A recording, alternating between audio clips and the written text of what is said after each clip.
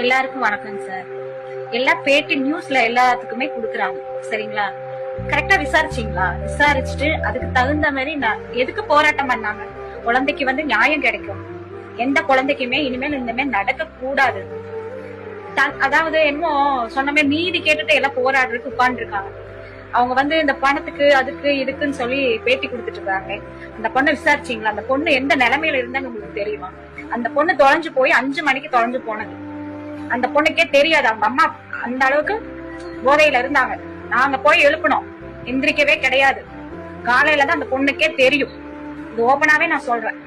அந்த பொண்ணு தொலைஞ்சு போனதே தெரியாது. நாங்க போய் பொண்ணு காணாம போச்சு பவி எந்திரியா அந்த அளவுக்கு தான் அந்த பொண்ணு இருந்தா.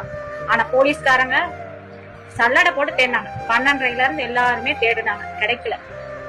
அவங்க அப்பா ஒரு ஷாப்ல வந்து வேலையை விட்டு வந்து 7 மணி அளவில் தான் அவரு அங்கேயும் தேடிட்டு அப்புறம் கம்ப்ளைண்ட் கொடுத்தாரு.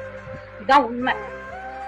அதாவது ஒருத்தவங்க கூட தெரியாம அந்த பொண்ணு போக கிடையாது. முட்டாய் வாங்கி கொடுத்தான், அது வாங்கி கொடுத்தான், அதெல்லாம் உண்மை கிடையாது. அவங்க அம்மாவுக்கு பழக்கப்பட்டிருக்கு. அந்த பொண்ணு வந்திருக்காங்க, போயிருக்காங்க, பழகிருக்காங்க. அந்த ஆளுதான் வாங்கி கொடுத்துருக்கான். நல்லா போட்டுட்டு மக்கா விட்டு பிள்ளை இழுத்துட்டு போயிட்டான். இதுதான் உண்மை. அதுக்காக போராட்டம் பண்ணி நான் அந்த பொண்ணுக்கு தான் நியாயம் கேட்டு போராடுறேன்.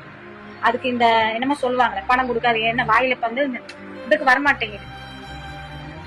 முதலமைச்சர்கிட்ட கோவிச்சுக்கிறாங்க. எல்லாம் கோவிக்கிற நம்ம பிள்ளைய நம்ம தான் பாதுகாப்பு பண்ணுவோம். அவர் எங்கேயோ எத்தனையோ வேலையில இருப்பாரு. நம்ம வந்து எல்லாத்துக்கும் வந்து அவர் பாதுகாப்பு கொடுக்க முடியாது.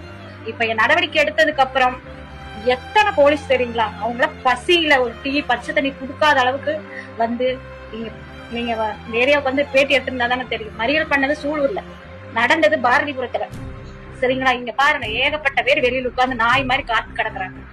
அதுக்கு நீதிதான் கேட்டு போராடணும், செய்யணும். என் பிள்ளைக்கு தக்க தகுமானது அது இதுன்னு சொல்லி இந்த பண உதவி சார் முதலமைச்சர் ஐயா உதவி செய்யக்கூடாது. அந்த லேடிய நீங்க விசாரிக்கணும். எந்த ஒரு தாய் வந்து ஒரு பொண்ணு ஒரு 10 நிமிஷம் காணாம போனாலே நம்ம வந்து வீட்டுக்குள்ள உட்கார முடியாது. இந்த பொண்ணுக்கு காலையில தான் தெரியும். தெரியாத அளவுக்கு அந்த பொண்ணு வந்து அந்த நிலைமையில இல்ல.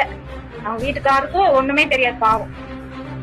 எல்லாரும் என்னமோ சொல்றாங்க, கடத்திட்டு போனதெல்லாம் உண்மைதான். ஆனா பெத்ததாய் என்ன பண்ணி இருக்கணும்?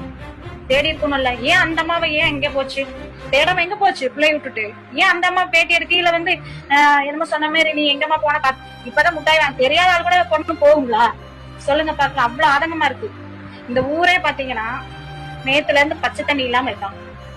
அந்த அளவுக்கு ஒரு கை குழந்தைய வந்து நம்ம பாதுகாப்பு பண்றது எப்படி தெரியுங்களா?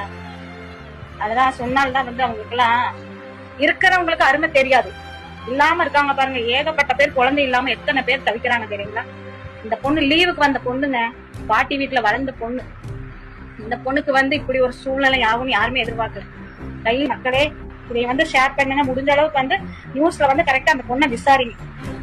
சும்மா மைக்க புடிச்சுக்கிட்டு ஆகுனா வந்து எது சொன்னாலும் மடையாட்டி செய்தியை போட்டுறாதீங்க.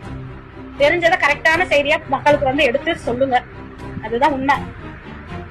பிள்ளைய தவற விட்டுட்டான்.